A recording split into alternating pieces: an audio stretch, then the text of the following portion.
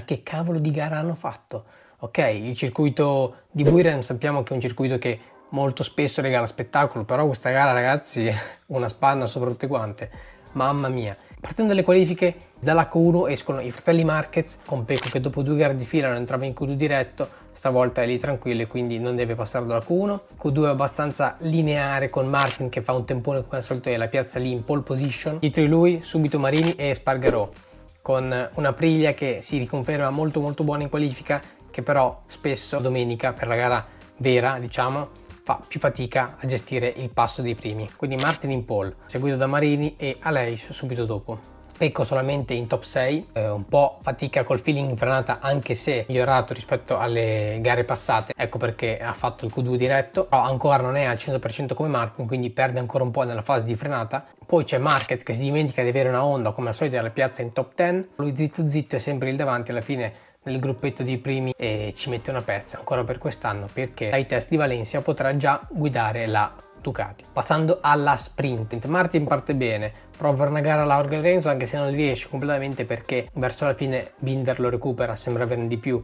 Martin ha dichiarato di aver gestito un po', a mio avviso ha fatto più che bene, visto gare passate dove tra gomme, cadute, non si sa. Quindi bene così, portato a casa i punti, via alla gara domenica. Pecco invece rimane un po' più arretrato, battagliando con Zarco, Alex Marquez e via dicendo, quindi rimane imbottigliato nei primi giri, arriva solamente settimo, porta a casa uno sprint difficile, un po' incasinata, però in settima posizione, quindi prende punti e gli va bene così anche lui per oggi. Poi abbiamo Marquez e Quartararo, che purtroppo, poverini, sono nella stessa barca, se così possiamo dire. Un Fabio che galleggia a ridosso della top 10 e Marquez che tira di quelle staccate che sembra che ogni curva l'anteriore voglia chiudersi e spedirlo in ghiaia, e invece lui in qualche modo, non si sa come, tiene il ritmo dei primi e chiude quarto davanti ad Aleix che lo manda pure a quel paese per la sportellata che gli ha dato a fine gara, però a mio avviso era un contatto di gara, neanche star lì tanto ad alimentare polemiche. Quindi con una buona gara di Martin il stacco tra i due si riduce a meno 18 e Martin per la gara di domani sembra quasi imprendibile, soprattutto questo weekend a livello di passo e gestione gara nel complesso. Binder come al solito traversi, staccate, robe varie. Marini molto bella la sua gara, devo dire, la sprint la vince ancora una volta Martin seguito da Binder e il buon Marini subito dietro di lui. Passando alla gara di domenica, stavolta Martin ha fatto una scelta normale di gomme, non ha fatto invenzioni strane, infatti ha pagato. Martin parte discretamente bene, come per la gara sprint taglia davanti a Marini e gira primo alla prima curva. Si trova Aleix e Binder francobollati letteralmente che provano ogni curva a fare una linea diversa per provare a passarlo, ma comunque li tiene dietro e si crea un bel serpentone di 7 piloti, tra la quale c'è anche Marquez, quasi Quartararo perché è un po' più arretrato, e comunque Pecco è lì in mezzo, quindi fa un po' fatica ai primi giri, diciamo, a liberarsi, andare davanti con Jorge e Binder, insomma.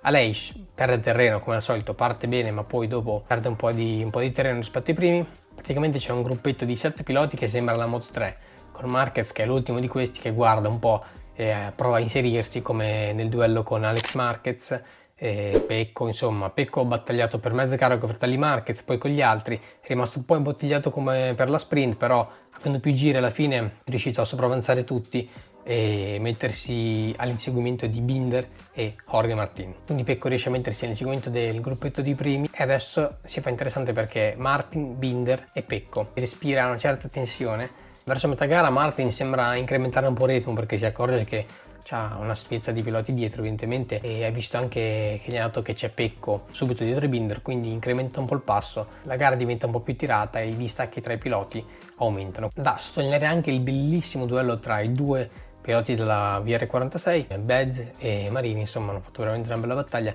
alla fine Bez era meglio, però bellissimo duello, sorpassi contro sorpassi, cambi di linea, insomma roba da brividi. Andando verso fine gara Binder sembra essere sempre più veloce, sempre più aggressivo nei confronti di Martin, sembra volerlo passare da un momento all'altro, allora ci prova, stacca sempre più forte, diventa una battaglia di fra tra i due e quindi tra sorpassi e contro sorpassi favorisce il rientro di Pecco che si avvicina e quindi è ufficialmente una lotta a 3 per la vittoria. Con soli 3 giri alterni i due contendenti al titolo sono uno davanti all'altro e pronti a giocarci tutto, però Martin non ci sta, lui vuole vincere. Arrivano all'ultimo giro dove Martin fa una difesa da campione letteralmente, tenendo Binder dietro, un'ultima curva con una traiettoria a pendolo incredibile e va a vincere la gara. Dietro Binder e subito dopo Pecco. Però Binder all'ultimo giro ha toccato il verde, bella parente dei track limit, che sapete già cosa ne penso. Quindi Pecco secondo, una bella prestazione anche del Bez che chiude subito quarto con una rimonta veramente spettacolare dopo il duello con Marini, che è arrivato un po' più indietro alla fine. Lui ha veramente fatto una bella rimonta, si è piazzato lì in quarta posizione, ormai sembra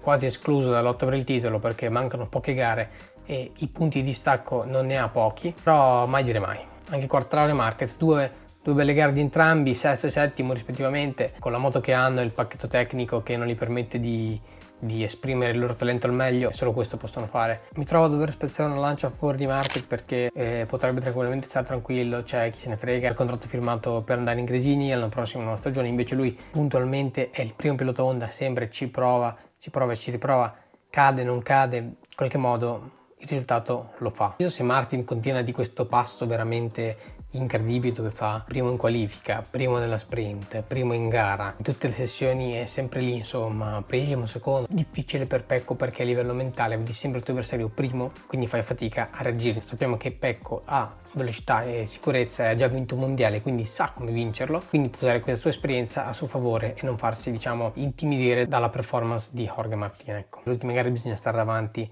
costi quel che costi, ogni sessione si deve dare il 110%, altrimenti altro che mondiale. Quindi ora Pecco davanti, Martin è subito a seguire, i punti di stacco sono pochi, quindi si fa veramente ma veramente caliente la situazione. Ecco, io non vorrei essere nei panni di nessuno dei due, sicuro che ci riserveranno delle belle gare come questa anche nei prossimi appuntamenti. Io mi darei forte per le prossime 3 gare. Noi ci vediamo nel prossimo PosiP. Io spero che questo nuovo format vi piace e vi interessi. Se così è, lasciate un like e iscrivetevi. Noi ci vediamo nel prossimo video. Ciao a tutti.